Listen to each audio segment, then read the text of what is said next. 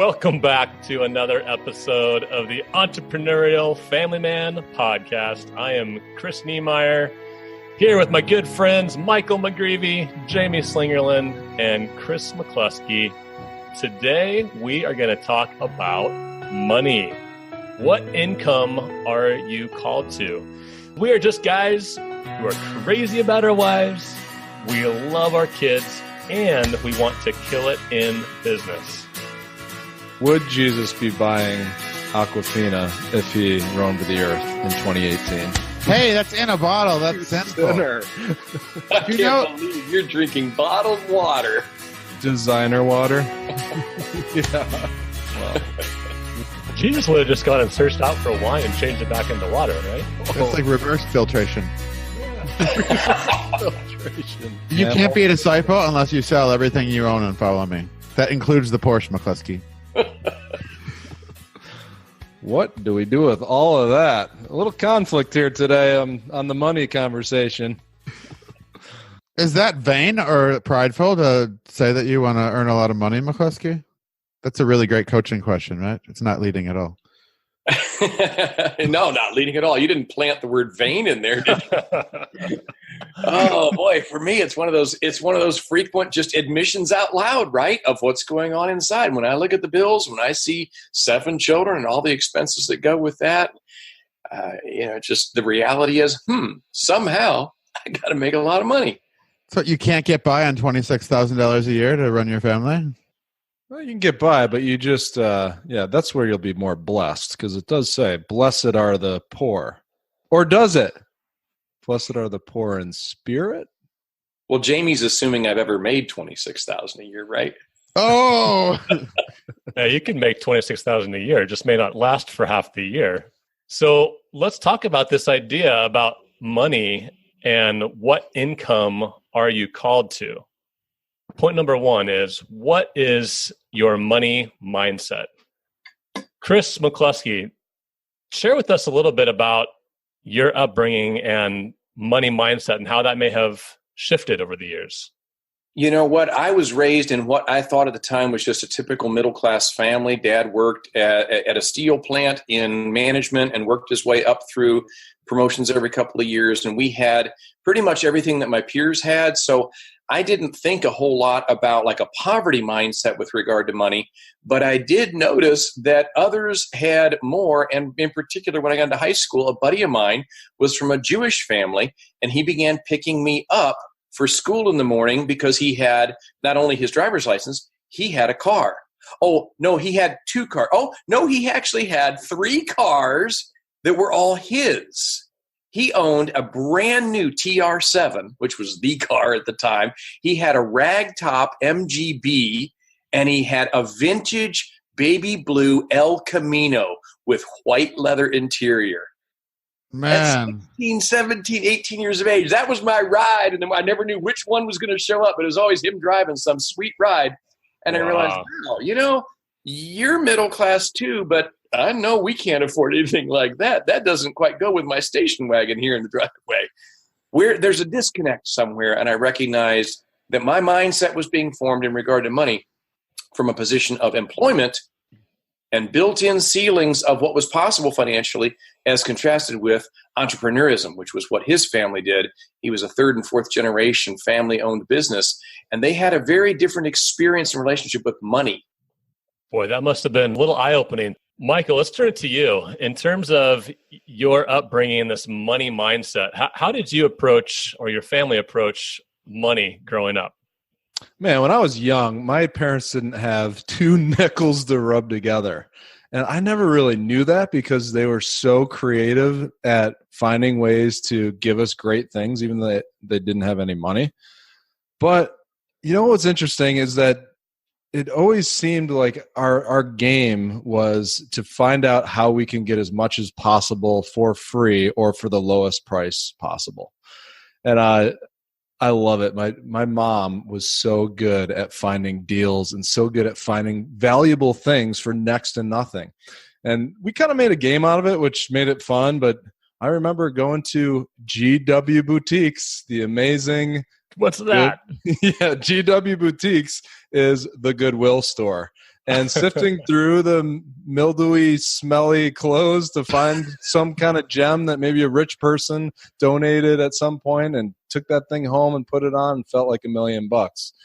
There are other times when we found out among some of our parents' friends that there was this amazing garbage. This rich person had thrown out a bunch of food or something that was still in the packaging, and we were all going to meet over there and pick through it and find something that we could take home.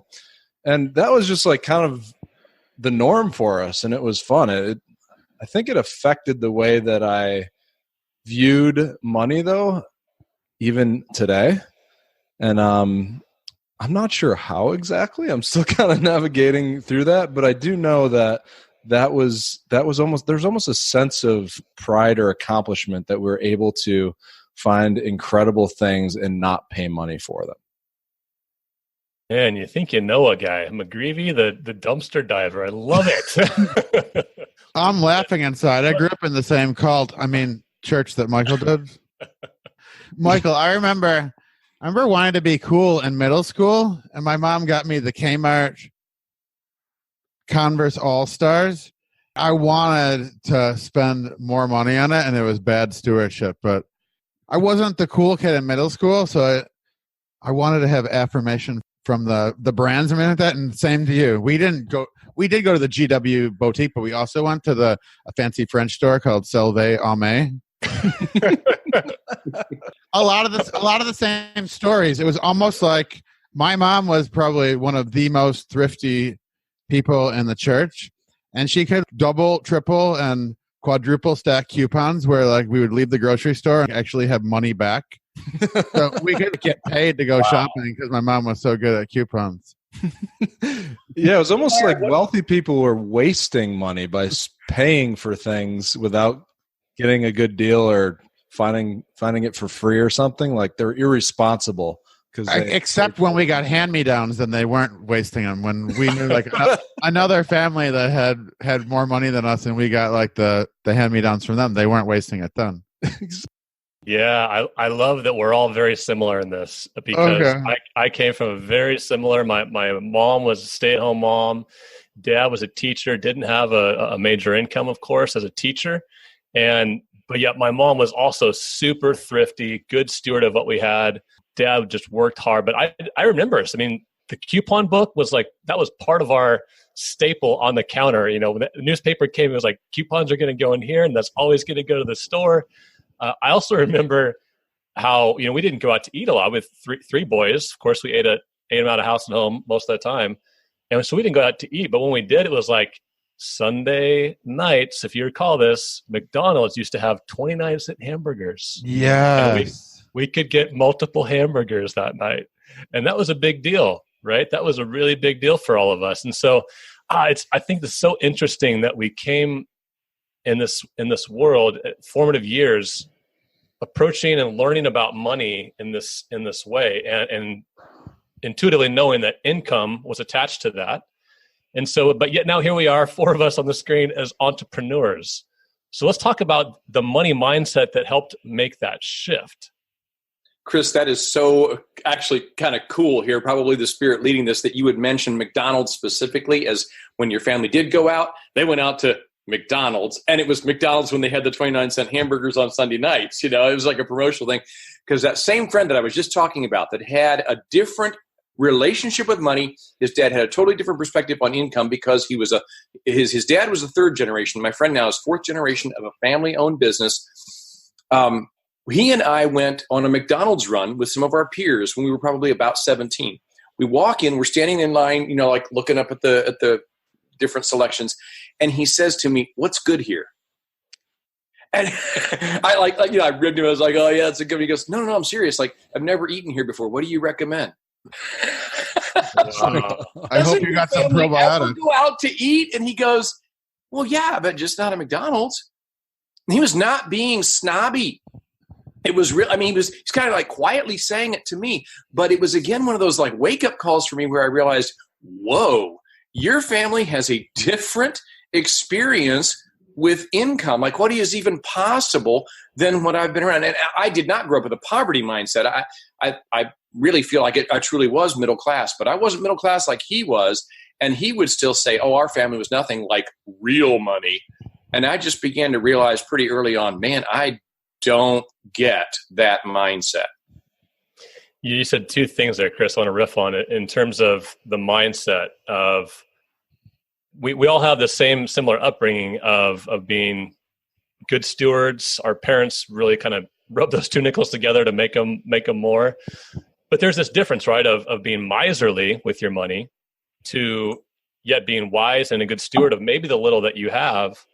And then you said something about what is possible. He showed you a different way of what is possible with money. And I think that's where we've all grown, because we've all come from these Christian faith community upbringings, and various denominations are going to kind of give you a flavor of what money is, how money is talked about and addressed in Scripture. In fact, I recall at least a few sermons from different pastors who say, prayer is mentioned 500 times, faith is mentioned about 500 times, money is mentioned over 2,000 times in Scripture. So it's important, but what's the filter about money there? So, guys, I want to go around the horn and just talk about how is that faith perspective changed maybe over the years in terms of how we view money with what's possible. Oh my gosh, it has changed so much. One thing I've realized is that you can't really do a whole lot when you don't have any money. As far as impacting other people, helping people, like making moves, going after a new opportunity that could make a huge impact. You just can't do much when you don't have any cash and you're struggling every week to pay your bills or every month. And that's one thing. Actually, a mutual mentor of ours, Dan Miller, really spelled that out great. He does that demonstration with the cup, the overflowing cup. That helped me a lot reshape what I think. Oh, Chris is pointing to his on his shelf right now. Yeah, absolutely. If we want to make a huge impact, our own cup has to be full. Then we can give from a full cup and consistently pour out in that way. I'm still in process, my friends. I am not there, but I've taken some big jumps from the guy who thought that bottled water was a sin. What you said about big thinking, spending time with people outside of the mindset that I grew up with really changed it. It became less of a moral issue, more just of a choice. When I had that concept introduced to me, it just kind of clicked. In the church that we grew up, it was just money is the root of all evil, but it's the love of it, right? That's when you get pulled into it and you get obsessive about it. Man, you're right, Jamie. Money on its own, powerful tool. Yeah, absolutely. Chris, you and I had a similar upbringing in terms of what you mentioned as an employee type of mindset. Talk about that mindset, and then even like the example with your friend of, boy, what's possible? What was your journey like in breaking through that kind of money mindset? Yeah, it really is. Chris, it's why I identify so strongly with the title of entrepreneur, because I realized that some of what I was going to struggle with was not a poverty mindset, like it was wrong to have money, but just that living in employee world, there was a built-in ceiling that I was going to bang my head on all the time, no matter how hard I worked. I only got so much energy. I only got so many hours a day. And sorry, but this particular place of employment is only going to promote you to that amount of money, even with bonuses and whatever else. Now, that's not to say that there aren't places of employment where you can get stock options and other kinds of things. If I stayed in long enough, I suppose eventually I get to the C-suite and I become that. But I just realized, man, I'm not sure that I need to be functioning in this place where there's an automatic cap placed on me. I remember being on the government employment, and they give you a scale that shows you if you stay this number of years at this particular rating, you will receive this much of an automatic increase. I remember coming home from that place of employment and saying to my wife, Rachel, sweetie, I got to get out of here or I'm going to die. And what I meant was not that we would die financially. It was a fine living. It was like spiritually, I was going to die because I couldn't gain the financial reward for the entrepreneurial ideas I wanted so badly to birth. Entrepreneurism brings opportunity that I never found in employment.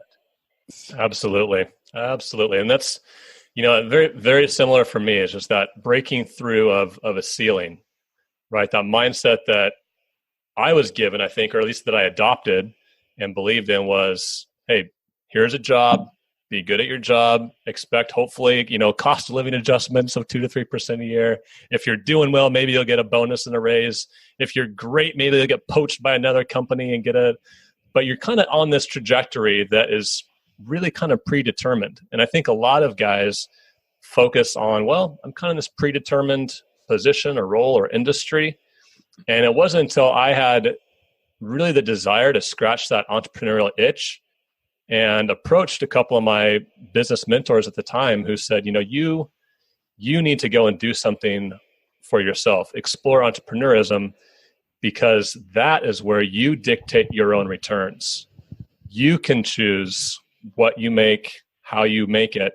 And I just remember, and that was also a period of my life where I was kind of re-exploring everything I believed about God, about Jesus, about Christianity, and just really doing a reset of my life. And I realized, wow, no, this is not maybe what I adopted as just get by, just make sure that you have enough money to cover the basic needs, and then, give above and beyond at tithe when you have extra. It was, no, God's a loving Father who wants to bless us. He has the cattle on 1,000 hills, like we hear about. He is a good Father who wants to give us, and yet he puts that same creation ability in us as a creator to go and create. And we're all living examples of being able to create for ourselves because we put the faith in the Father to explore that. So I love this discussion because this whole money mindset is central to entrepreneurism. I think we've really discovered that in this conversation. Yeah, I think for me, it was there was a weight to having to manage a larger amount of money as well. And when you don't have any money, it doesn't take a lot to manage it. The answer is don't buy it, or you don't even have to think about it. And so I think that's part of this mindset shift too, is being willing to dig in and fully learn what it takes to be a good steward of what you've been given and the money that you make. And there is a weight to that. I think for some guys, me included, that's why I'm sharing this, that is a heavy weight because it's not an area that I've felt super strong in my past, in my life. So I've had to work on that and face that and walk through that and fully embrace the weight of what that means. Man, not only is that something that we have to start to embrace and wrestle with ourselves, but being married, since we are entrepreneurial family men, right? That's something we have to embrace and discuss with our wives. When you were talking about like not having much money struggle because like everything that comes in goes right back out, it's true of marriages too. They say in the first couple of years, actually money is not one of the primary things that newlyweds usually argue about because there's no argument to be had. It's like, what's coming in, went right back out. There ain't no debate about that. It's only when you get the blessing of discretionary monies that money suddenly rockets to the top of the things that couples have conflict about. Jamie, I know you've shared before about you and Ruthie having to wrestle through different perspectives on a lot of things, but money was smack in the middle of them, right? Yeah, you both have a common value of let's survive together. And then you have to sort of medley your life. It goes back to what Michael was saying too. It just becomes more messy when you have the weight of making these decisions.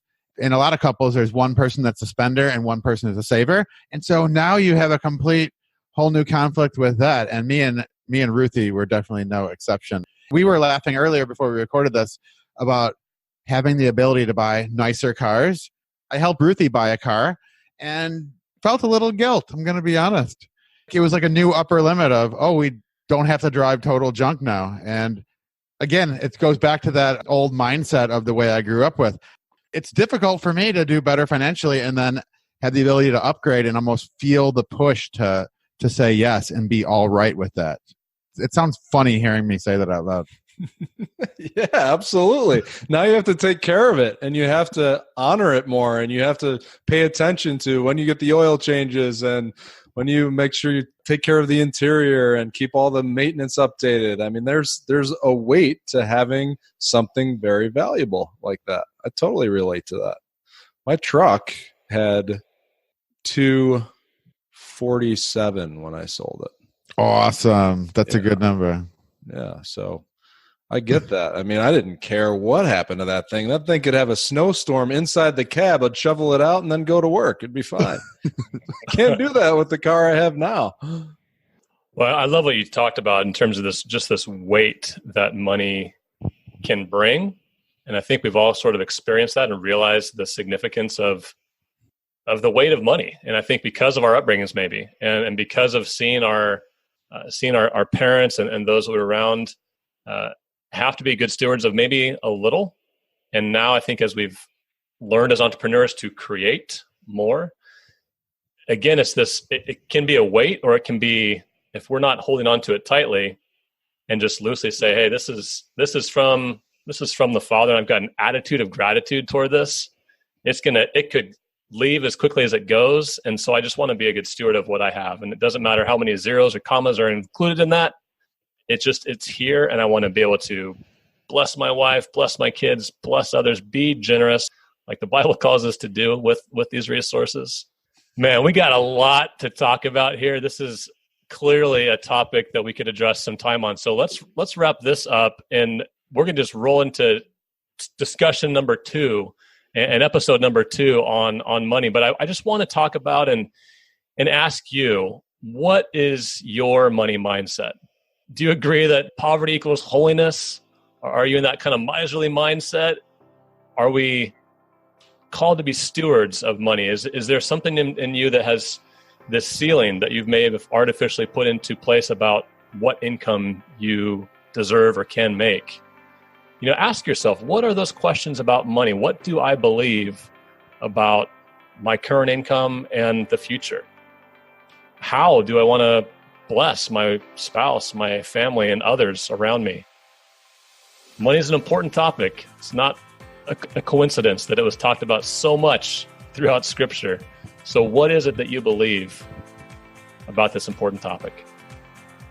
And man, interact with us around that on Facebook. You can find us out there at EFM Life.